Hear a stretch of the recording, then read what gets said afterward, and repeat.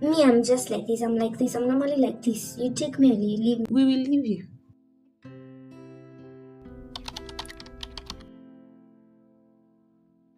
And it's about learning how to live and exist with other people who are completely different from you. You know, when I was young, I'm old. I used to think that I can only it would be nice if I lived with people or if I was surrounded with people who were just like me, who would get me, who would, I know myself, right? That's what I thought. So having other people who are just like me, ooh, it will be heaven on earth. That's just superficial thinking, but it's from a child. What do you expect? So when I was a child, I thought like a child, I reasoned like a child, I walked like a child, I imagined like a child. But now I'm grown. And my grown self has come to realize that you actually need different people surrounding you. And while that may sound musical to the ears, it's so challenging and it's so difficult, especially when you're ignorant. And that's what many people are. When you're ignorant of the different personalities that exist, and having a superficial understanding of the temperament of other people. We only think of they're cholerics, they're melancholics, they're sanguines, they're what phlegmatics. No, there's more beyond that. There's more beyond just someone being a sanguine, or more beyond just someone being an introvert and extrovert. But we take time to get acquainted with what that is? No, I know myself, right? That's what's important. And that's a lie. That's satanic. It's satanic to only be comfortable because you know yourself and that's it. You'll get married someday, or you are married, you love kids, or you have kids. It's so selfish to think that it's enough because I know myself. No, you don't know yourself until you know other people. And don't get me wrong, I'm not saying that now you should go knowing other people in that sense. I'm saying have a knowledge of the human mind, of the human nature, of how people are or what they're likely to be. Have an understanding of the family background your wife grew up in. Have a family understanding of background of where your friend was raised in, so that you may know based on hers and yours how you will relate with them. While that may seem not to affect much, it does have an effect. That's not all. What kind of person is she now? What kind of experiences she or him has? Am I making sense? I should make sense. To have an understanding of the people you're dealing with, for you to know how you'll deal with them. But you know what most times we do? Because I know myself, which sometimes we don't even know ourselves that very well. If you ask someone, they'll tell you we all have weaknesses. Ask them give me 5 weaknesses of yours. They'll start telling you, I'm bad tempered. The bad tempered is what comes out easily. What else? They don't know. And we're told it's your duty to know your weaknesses, all your weaknesses, and your strengths. Because that's the basic part of knowing yourself. Not that you love sleeping. People will say, I love sleeping, I love eating. That's not knowing yourself. That's elevating basic things. That's you elevating ignorance. Okay? And you're not supposed to elevate. I'm trying to find a word. You're not trying, you should not elevate things which don't even make sense. What do you mean you love eating? We all love eating. Or are you describing gluttony? Because if you're describing gluttony, now that's sinful. That's you elevating sin. That's you magnifying the devil without even knowing. Thinking that you're telling us how you know yourself. You love sleeping. Past 9 a.m. You think that's something cool and that's something Christian, like, haba. Stop. Huh? So people think that hobbies describe them. Of course, we have hobbies, right? But you can't keep telling people, I know myself, I love drawing. It's okay, my brother, it's okay. We know you can paint. But what do you know about yourself beyond that? Because today we are not talking about you, let's go back to others. Remember, we are told that love your neighbor as you love yourself. You probably love yourself because you know you love eating. Okay, let me use that. Have you taken time to know what that neighbor loves? So if that neighbor happens to love food the way you love, are you not going to fight? If I love eating and this other person loves eating, am I able to let them have the food since she also loves eating? That's the basic part of understanding the people who surround you and knowing how to esteem them more than you esteem yourself, because that's a command from the Word of God. Esteem others more than you esteem yourself. But how can I esteem you more if I don't know you? This is what even goes to during the courtship before marriage. You don't take time to know the person you're engaging yourself with. And I'm not the best person to talk about marriage, but hey, we are told to study and show ourselves approved, right? So the fact that I may not be married does not mean that I should be clueless concerning what entails marriage and courtship, right? So don't come saying, you're not married. I'm not married, but I believe by the grace of God, I have the information that I need to have, even if it's the theoretical part of it. And that's exactly what you're talking about. Have a theoretical knowledge of the people you're dealing with, the people who are surrounding you. And that's why many get into marriage and they begin to see this person for who they really are based on their actions, their behavior, their habits, and they realize that no, I didn't sign up for this. What did you sign up for, Sister Mary? You're not a bad person, neither are they, but you didn't take time to know how to relate to the people you're living with, right? But most time we say, I studied them. Sometimes you don't even need over a month to know people. It's true.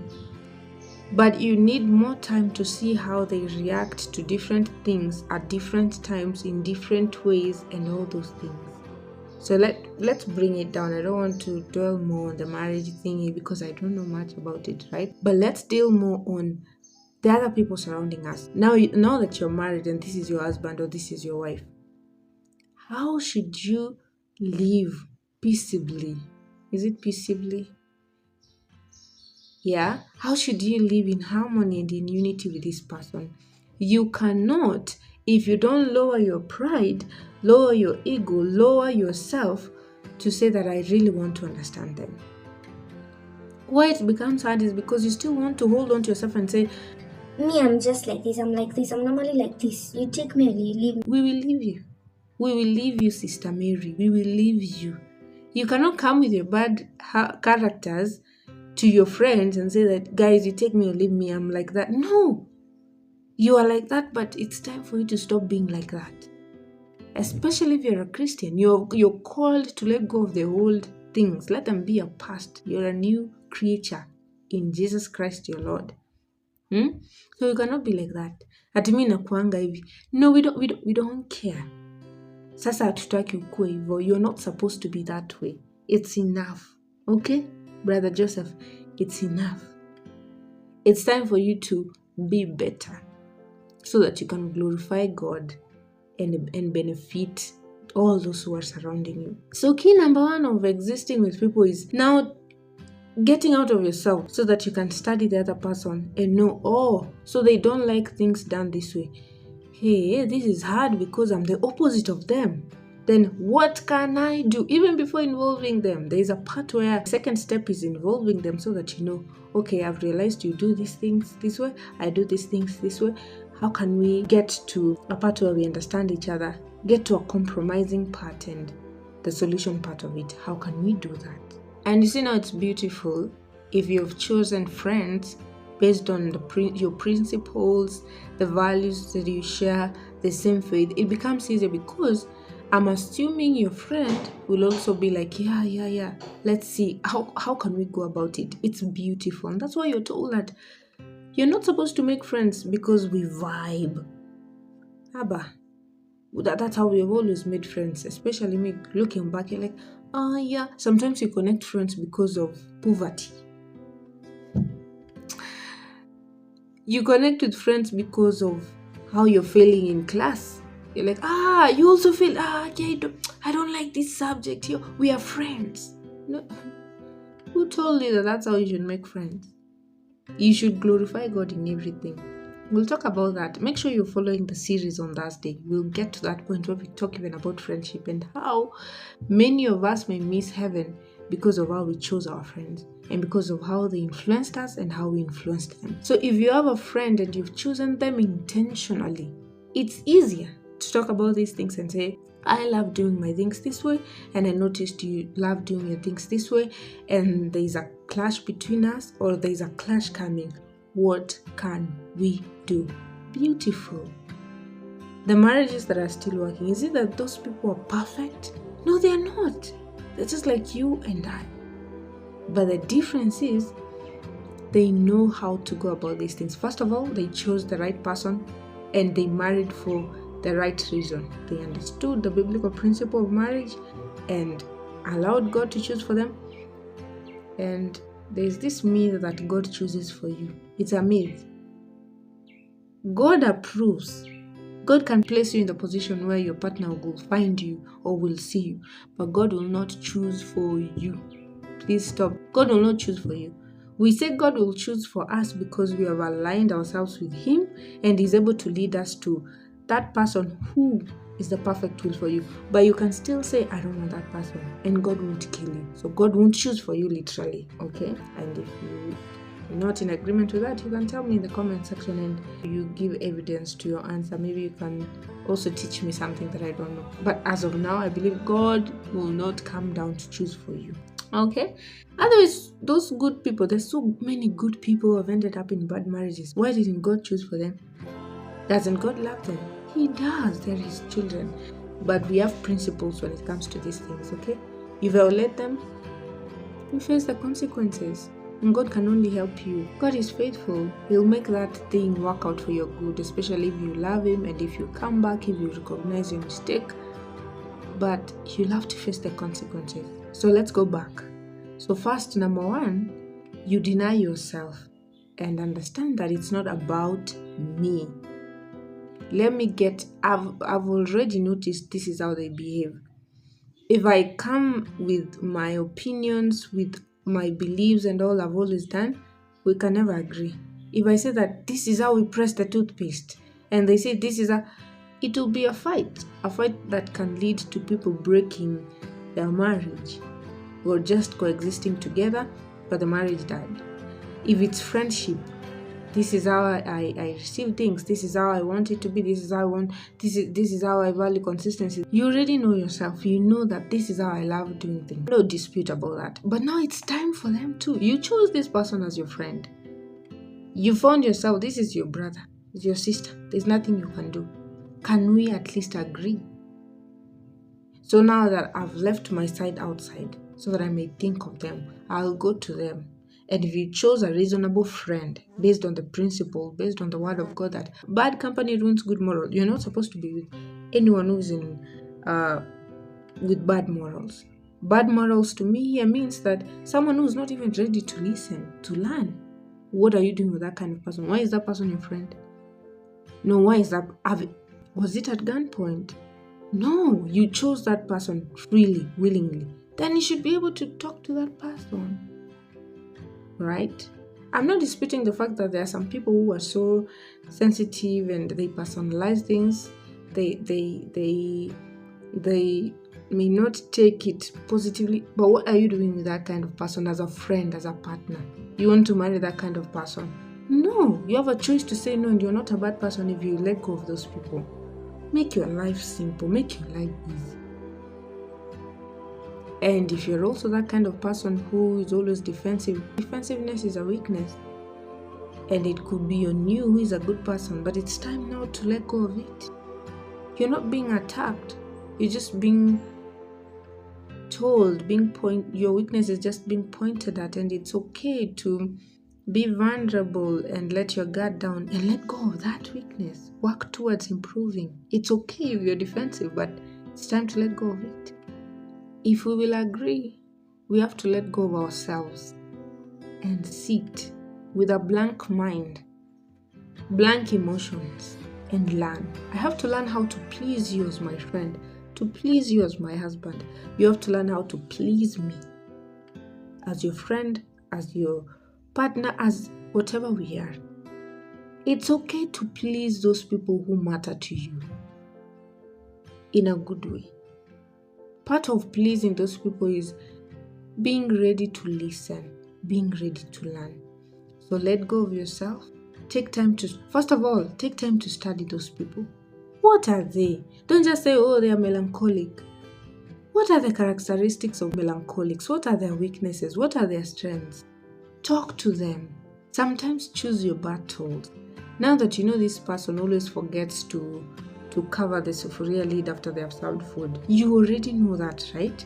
And you're working towards explaining it to them. Cover the sufuria lid. Go your own. You don't have to shout and scream about it.